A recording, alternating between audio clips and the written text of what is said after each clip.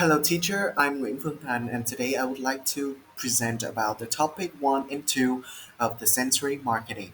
So we will get the ball rolling with chapter one, sensory marketing principles. So let's begin with the simple question: what makes a product truly unforgettable? The answer lies in how we experience it through our senses. Sensory marketing is a strategic approach where firms design their service processes to deliberately engage the five human senses: sight, sound, smell, touch, and taste to create multi-sensory brand experiences. Like Abbott has stated, people want products because they want the experience those products render. According to Holton model, this process connects the three key components: the firm, which creates the sensory strategies, the five senses, which acts as sensors for perception, and the individual, who gains value, builds experiences, and shapes brand image through identity creation. So sensory marketing is not just about product features. It's about creating a personal, emotional connection between people and brands through intentional sensory cues. Now, why is it important today? First, because the global marketing environment has changed. We now live in an era of individualization. People want brands that reflect their identity, not just solve the problem. Second, digital technology has shifted power from companies to customers. Platforms like TikTok or Instagram aren't just channels, they are sensory arenas where consumers judge brands based on what they see, hear, and feel. And finally, consumer, especially Generation Z, are looking for self-fulfillment and unique, multi-sensory experiences. Sensory marketing helps brand meet these deeper emotional and lifestyle needs. So, how can businesses use sensory marketing to drive success? The answer lies in the sensory marketing model. At the core of five senses, around them are sensory stimuli, which create sensations, feel emotional and cognitive reactions. These sensations build into multi-sensory brand experiences, which generate the consumer value, memorable experiences, and brand identity. Application to the sensory marketing model: a firm can first create service processes and sensory strategies. Next, these strategies activate the sensory cues and stimuli. For each sense receives tailored stimuli. Visual would be for design, light, or color; auditory for music, jingles; olfactory like the scent branding; also tactile for like texture or weight; and gastronomic or aesthetic for the taste or presentation. And finally, consumers receive the sensation, leading to multi-sensory brand experiences as well as consumer value, consumer experiences, and brand as image. And of course, sensory marketing isn't without its challenges. Let's talk about a few. The first one is sensory overload, when too many stimuli can confuse or annoy customers. The second one is cultural variation. So, what smells pleasant in one country might be off putting in another.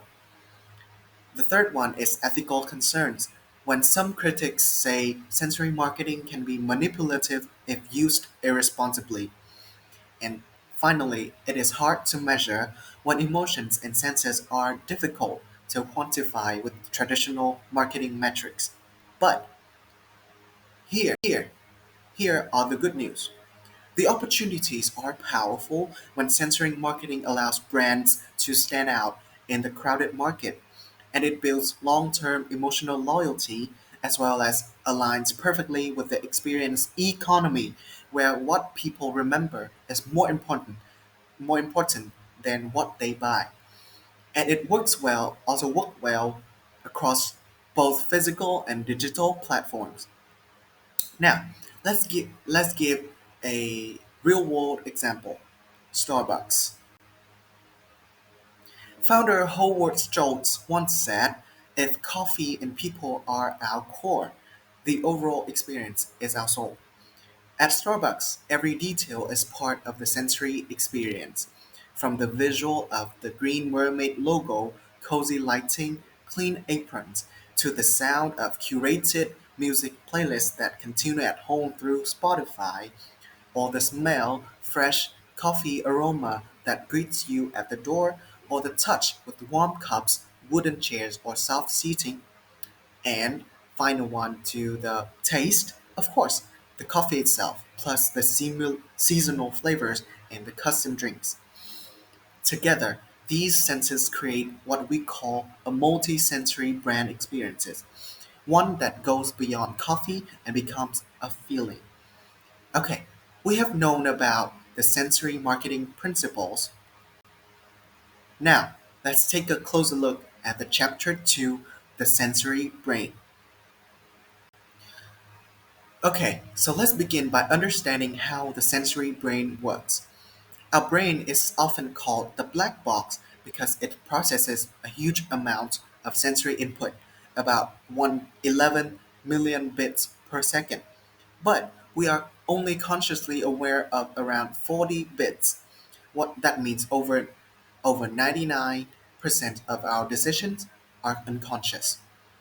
Moreover, the triune brain model helps explain how we function.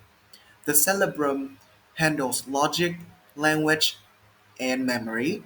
The limbic system controls the emotions and motivation, and reptilian brain deals with instinct and survival.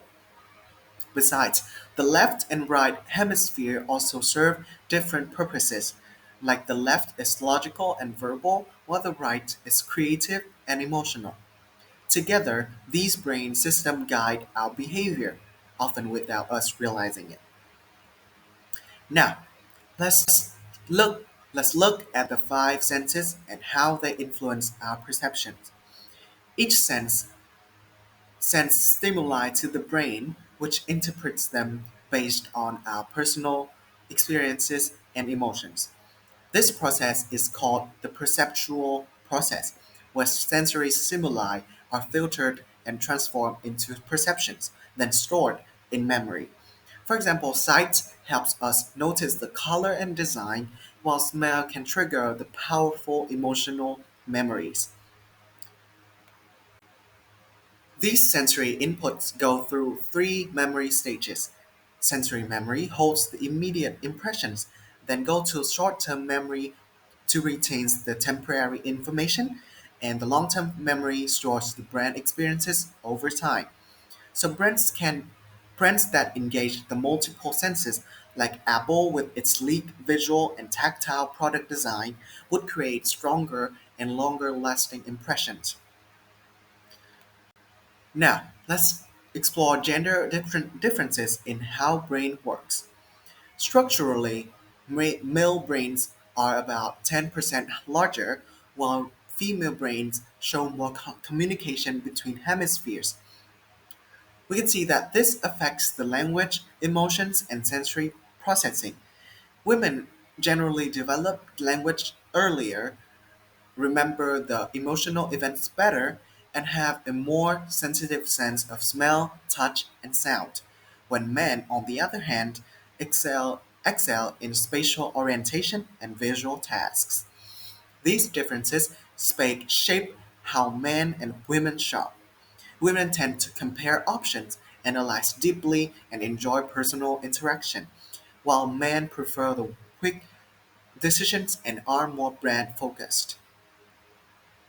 Now, knowing about the brain brings us to neuromarketing, basically a combination between neuroscience and marketing, a field that explores how the brain reacts to marketing stimuli.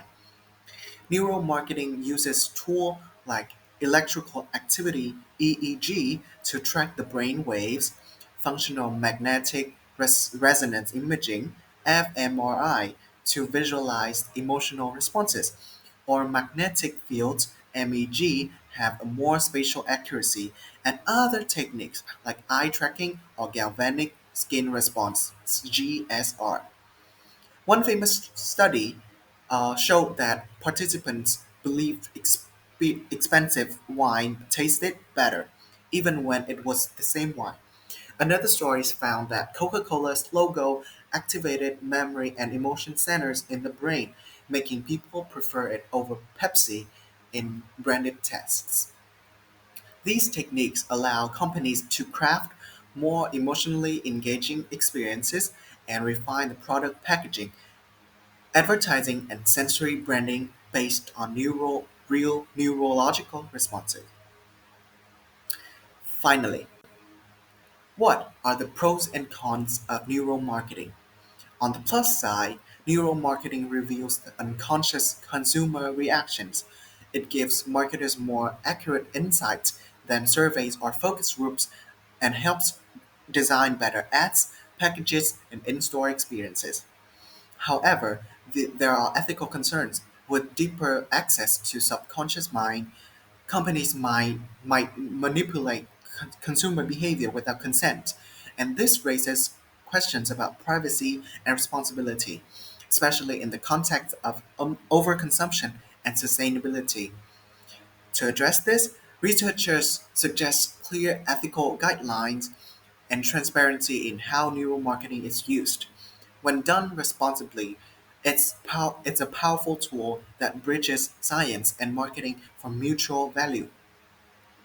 This also leads us to the end of my presentation. Thank you for your attention.